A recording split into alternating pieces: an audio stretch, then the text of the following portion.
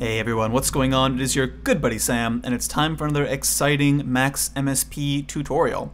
Sorry if these haven't been coming quite as fast and furious as you might have liked. It's a new year, people are trying out new stuff. I've been on this diet where I only eat cocktail onions. Those little like pickled pearl onions, and it's going pretty well so far. I've lost like 20 pounds, although at the same time my right kidney has swollen to 30 times its original size.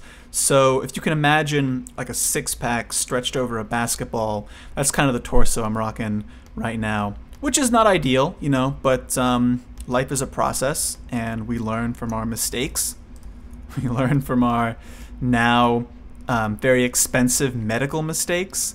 So with that in mind, let's talk about what I want to talk about today, which is not balancing your solutes, but rather chaos. So what is chaos? Other than the very difficult final boss from the classic NES game Final Fantasy I, back when it was just the one. Chaos is a way of describing systems, and there are many ways I've heard many definitions, but the one that I've heard the most is chaotic systems are systems where having an approximation of the input doesn't guarantee that you'll have an approximation of the output.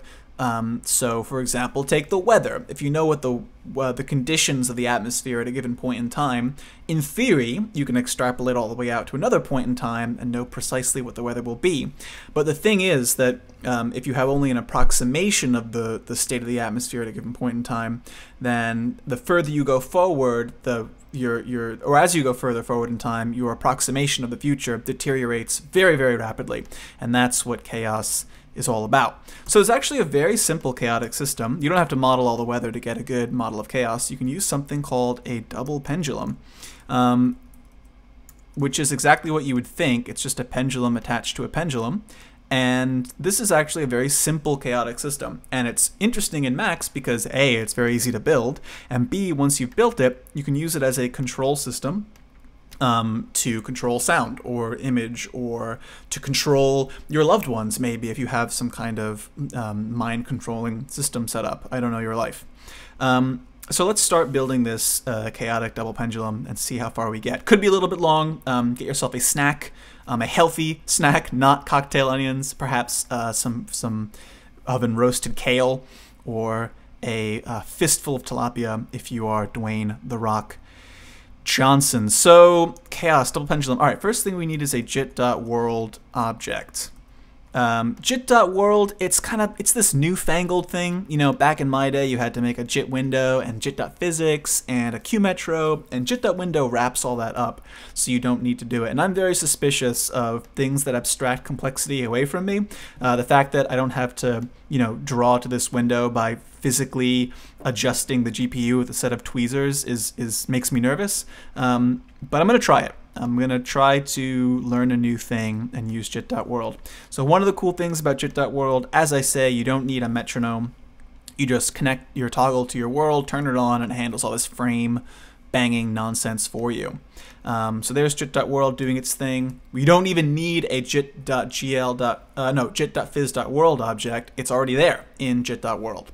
So all I need to do now is do a Jit.GL.PhysDraw and a Jit.GL.Camera, and make an adder UI object, connect it to JitGL.Camera, and find the position. Make this a little bit bigger. It always annoys me that you have to exit edit mode to move this little doohickey, but that's okay, life goes on. And if we zoom out to like 17 or so, you can see the full tiny miserable 10 by 10 cell that is the entire world for objects in our situation. So there's the position. You can come into JitGL.Camera, open the inspector, and if you find the position, which could be literally anywhere, and then hit this freeze button. Now when we open up this patch again, having saved it as, I'll call it tutorial 59, chaos. it'll actually save this position and open back up the way you'd expect. So anyway, there's the world setup. Now I want to put a couple bodies in this world. So we'll do jit.phys.body at shape cube. But rather than putting it in the world as a 1 by 1 by 1 cube, I want it to be scaled so it's more like a rod shape. So we'll do scale 1, 0.1, 0.1. And finally, I want to name this cube, and I'm going to name it hinge 1. You can give it a more creative name if you're a more creative person. You know, that's fine. Maybe you're creative. So there's a hinge lying on the floor, or part of a hinge lying on the floor. I really like how much making physics stuff in a computer can resemble making physics stuff in the real world, which I guess is just literally anything in the real world. You know, like to build this thing, first we have to assemble all our materials. There's hinge 1, and now I'll copy it, and there's hinge 2 lying next to it. Don't forget to come back in here and change the name to hinge 2 if you drag copy like I do. So there they are, sitting next to each other. First thing we want to do is pin hinge 1 to the center of the world here. So we're going to do that with a jit.phys.hinge, as you might expect, which is one of the many constraints that come with jit.phys. They're all variations on a 6 degree of freedom constraint, but with various rotations locked off. So jit.phys.hinge, I think we can just connect this right away. Position 1. So this left inlet is basically like, if you could imagine you're nailing two objects together, this is where the first nail goes. It goes into this phys body object. And if you leave the second outlet unconnected, it just nails that object to a point in the world. So we've nailed this guy to the center of the world here at position 0, 0, 0. And now if we do a jit.phys.picker, which is like jit.gl.handle, but for phys objects, I can click and spin this object around in the world, which is, you know, always good fun. And, you know, so this stuff is a little bit spinnier. I may go ahead and make an adder UI for the friction and the angular damping. Friction is, of course, how much these objects rub against each other, and air resistance is a thing too, but I can't remember how to fucking find it. So I've done this wrong. These should both be connected to both of these, like so. And this one we'll set to friction and make friction 0. This one we'll set to damping and make damping 0 and 0. And then come into both these objects, find damping and freeze it, and find friction and freeze it. Okay, save. So there's our hinge in the world. It should spin for a long time if I spin it. It is. But I don't want it to be stuck right in the middle like that. I want to stick it to the end. So the way you do that is by setting a property on this jit.phys hinge object. We'll do position 1, and I don't want to nail it right into the middle of the object. I want to nail it to the end of this object. So if you imagine what this hinge or what this rod looks like in the coordinate system of that hinge, you can imagine the point the 0, 0, 0 being right in the middle of this rod, and the point -1, 0, 0 is going to be on the left end of the rod if you held it in your hand, I guess. So -1, 0, 0, this position 1 nails this body, tells this hinge to nail this body at the left end of the hinge, like that. So there you go. And then of course from here it's pretty straightforward to connect the one body to the other body. We need another hinge object, and we connect one end to the first body and the second end to the second body, and now they're stuck together. And to make it connect to the right end of the first object, we do position 1, 1, 0, 0. Now it's stuck to the end of that first rod. And then position 2, -1, 0, 0, connects it to the other end of this other hinge object. And there it is, our double pendulum, getting real chaotic. You can see just how erratic the movement, this is actually a good example of just how erratic the movement can be. You can see sometimes this other dude is swinging over the other guy, and it's pretty crazy, and it's especially crazy in a physics world like this, where the objects don't have any apparently collision, so they can just fly right through each other. Cool. So there's Act 1 completed. Hamlet has just... I don't know the plot of Hamlet. So let's say Act 1, Hamlet has reunited with his high school girlfriend, and they're about to go to a log cabin together to try to see if they still have any feelings for each other. Act 1 complete. All right. Act 2, in which we figure out a better way to click and drag on these goddamn guys. So you can see that in order to actually fling this guy around, which I'm going to want to do a lot of in a minute, you have to actually click on the rods themselves, and that, as you can probably see, is extremely difficult, especially if this goofy thing is moving. So what I'm going to do is use another constraint to move this thing, rather than relying on jit.viz.picker. So the middle outlet of jit.world, I lied, the rightmost outlet of jit.world, dump out, will actually send mouse messages when the mouse state changes. So if we do route mouse, then we can see when I click in this world over here, this is the x coordinate, the y coordinate, and a whole bunch of zeros. I don't know what those zeros are. Shall we look it up really quickly? If it's complicated, I will just cut this out. Okay, so, you know, moral of the story, it wasn't super helpful. I'll have to ask Rob later how this actually works. But we can use this x and y coordinates of the mouse to position a constraint in this world. So what I'm going to do is first we need to convert this x and y coordinate of the mouse, which is in pixels, to coordinates in this world. And we're going to do this in a cheat way using a getAttr object at attr size at listen1. And if I connect the middle outlet of this to the jit.world object, we'll need to load bang it as well. This will listen to changes in the size of this window, and we're going to use those to scale the mouse position. So now I'll do an unpack I to get the from this mouse position, the x coordinate, the y coordinate, and finally over here, whether the mouse is up or down. If you take the size of the window, the width of the window, which is so the height and width of the window comes out of this outlet as a list. So if we divide the width by the mouse position and the height by the mouse position in y, this will give us normalized coordinates, so coordinates going in the range of 0 to 1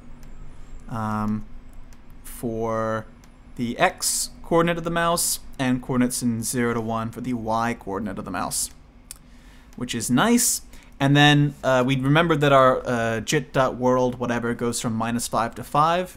So I want to scale these, scale 0, 1, -5, 5 for the x coordinate.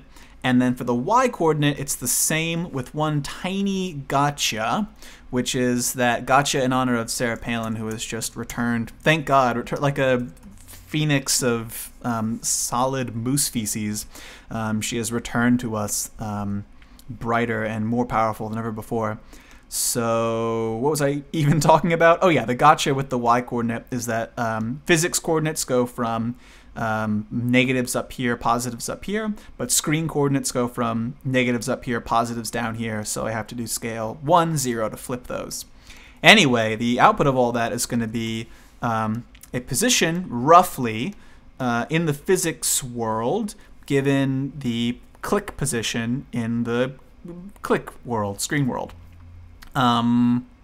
Cool. So now we just need a jit.phys.point-to-point constraint, and we're going to use this to bind the end of this pendulum to wherever we just clicked. So we take this and connect it to the second physics body, and we need to be sure to send it the message position 2, 1, 0, 0, or I guess position 1, 1, 0, 0, to nail it to the end of this physics object. We should also go at enable 0, and then click this again to reset that position. So that's disabled the constraint for now. But we want to enable it whenever somebody clicks the mouse. So we'll just make a message box that says enable 1 and connect that to the output of this mouse. And now clicking enables the constraint. You can see when I click, it snaps to 0, 0. Almost there. That's actually pretty sweet in and of itself, but I want to be able to, I want to be able to move this thing around. So let's do pack float float for these two numbers, the x and y coordinates here.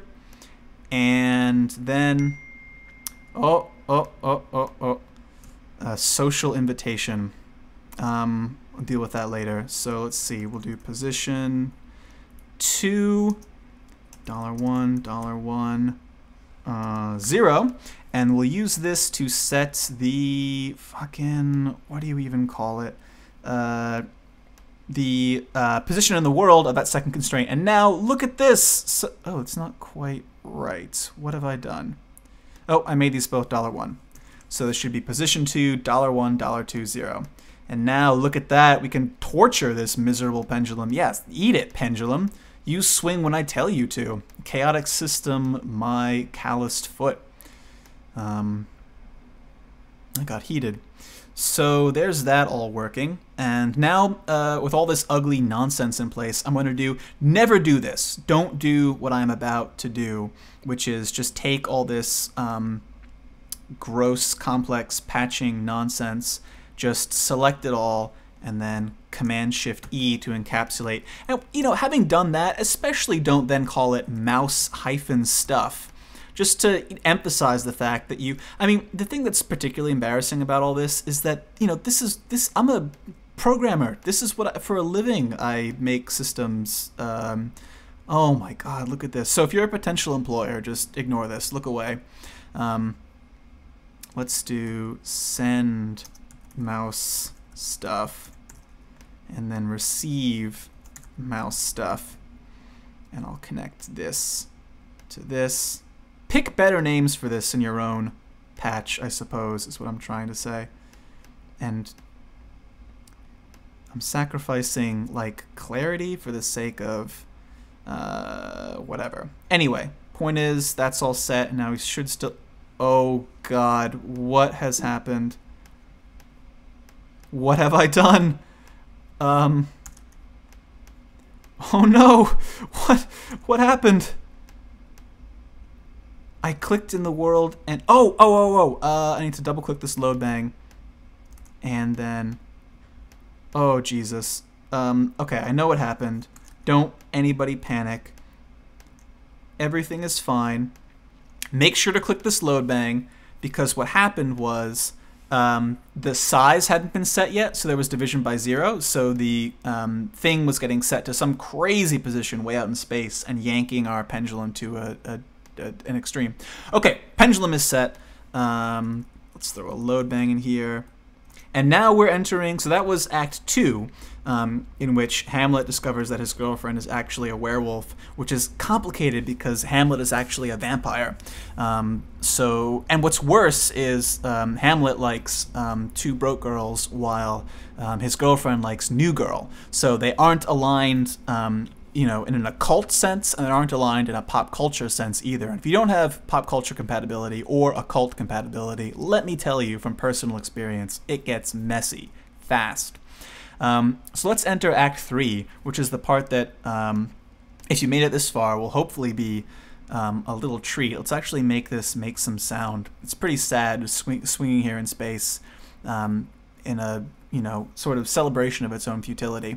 So I'm going to start with the secret sauce to making all this work is this jit.proxy object. And jit.proxy is really cool. Not jit.prosy.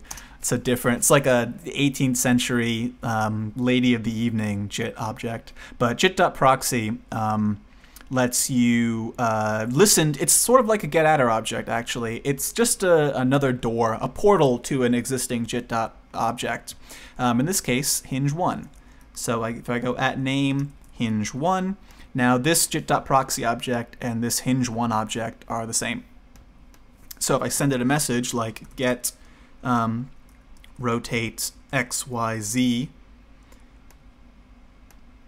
and listen to it, there's the rotate XYZ, the angle of this second hinge here.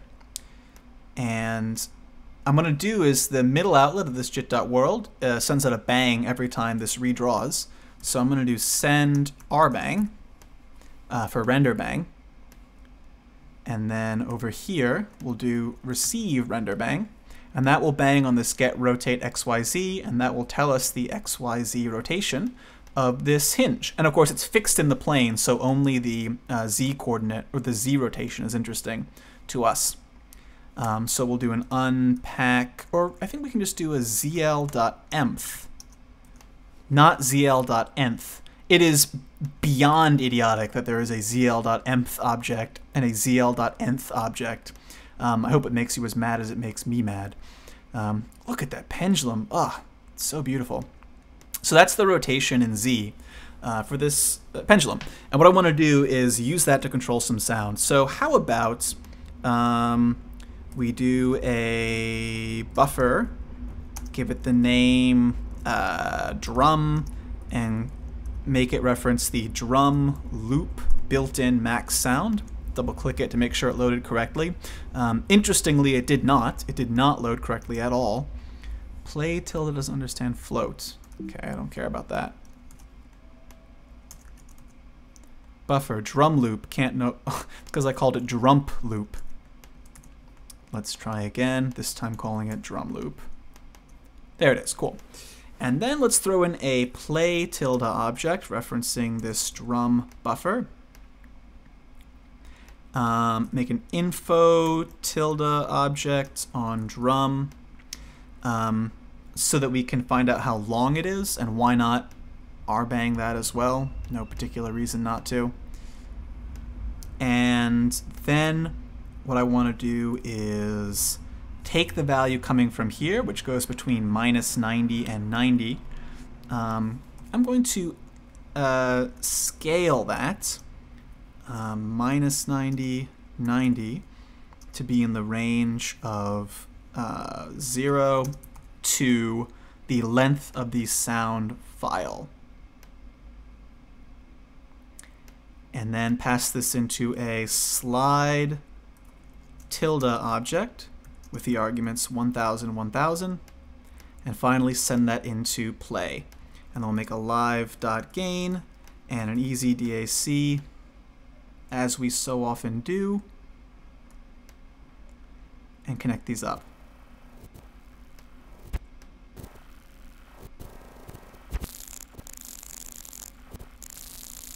I gotta tell you, in spite of how little that sounds like I wanted, because I messed something up, it looks pretty sweet. So what's going into this? That looks pretty okay. So why is it so jumpy?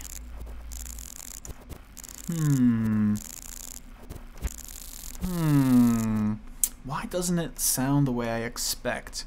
Which is admittedly pretty crazy, but not this crazy. It's very clicky, as you can hear.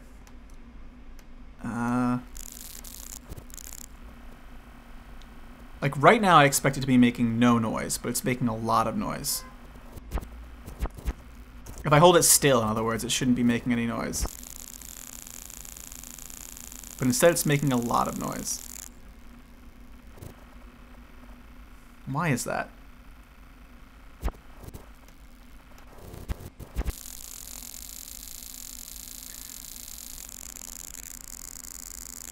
I think it's because... Actually, I have no idea.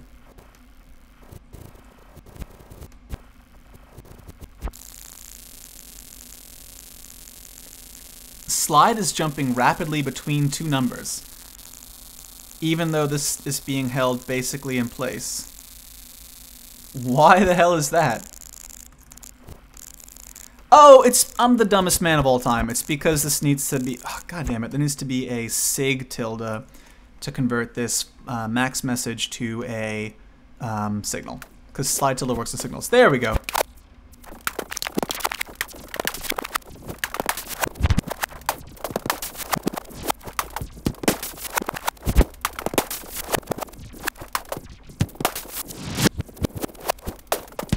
Sweet.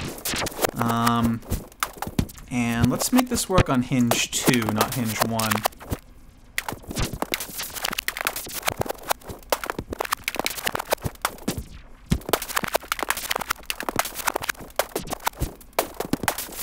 Cool. Let's add a little more flavor. Let's get a jit.proxy object on hinge 2 again, but let's, instead of getting the rotation, let's get the position.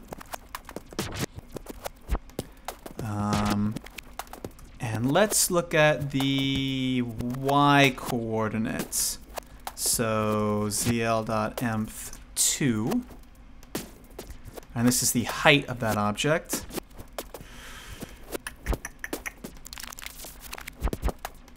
And then let's do scale -1, 1 to be in the range of, like, I don't know, -10 to 10. And then let's take the absolute value of that. And then slide again, slide 100, 100. And let's just, let's see, what does that look like? It's not working at all. Probably because this needs to be sig tilde. Learned my lesson from the last time. Sweet. And then let's pass that into a tap in, tap out combo. Tap in 1000, tap out, connect these together, times tilde 0.9, so one feeds back into the other. And then we'll connect this slide to the tap out, so it changes the length of this delay line. And then we'll connect this play output here to the output of tap out. And then connect the play to the tap.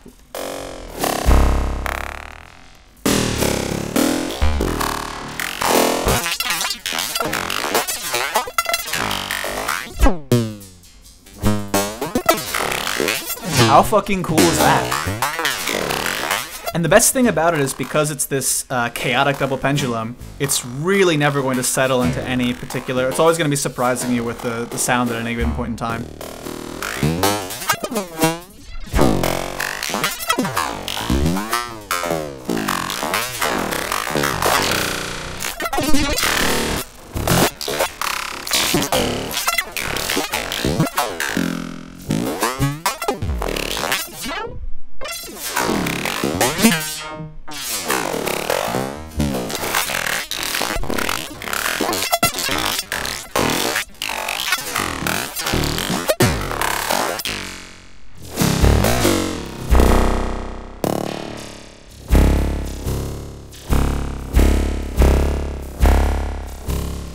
Cool. Anyway, before we end here, I just want to emphasize that all this stuff over here, like whether you look at the angle or the position, the X position, the Y position, how you use this stuff, it's all totally up to you. I mean, there's no reason to use the angle to read the position of a sound file and the height to adjust a delay line. It just happens to be something that sounds pretty cool in this case. So I guess what I'm trying to say is, you know, explore it a little bit, and I think you'll be really happy with some of those results. But anyway, I'm going to leave it there. This tutorial's gone on super long, but that's Act 3, in which Hamlet bites his girlfriend, and his girlfriend bites him back, and they both become vampire werewolves and live forever.